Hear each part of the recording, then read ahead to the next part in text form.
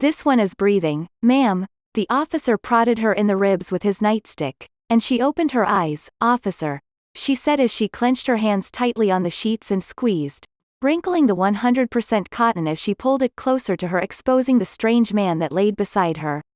What is your name? The officer asked. Amanda Jenkins, she said, repeating herself, as she tried to recollect how this man got into her bed or who this strange man was.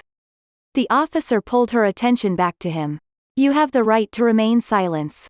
Amanda sat up bemused and looked away from the officer as she continued to remember last night and noticed his honey-shade smooth skin, his round face that overshadowed his chin-strap-style beard as she realized that she was lying next to a dead naked man.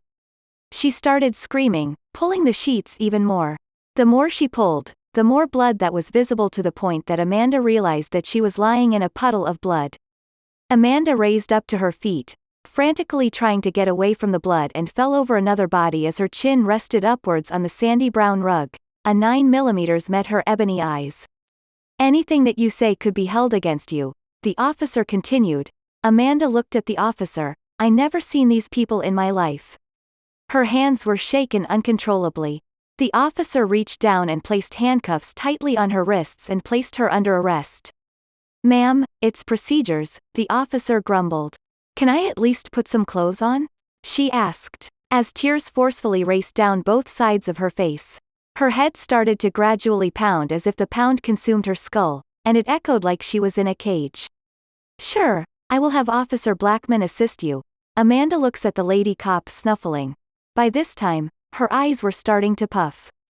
She walked in the bathroom as the officer followed and grabbed her gray set off the back of the bathroom door. We have 2 dead bodies, male and female, the officer announced into his walkie-talkie. Amanda remained a little dazed, and she gave her temple a slight rub as she rested her head on the table.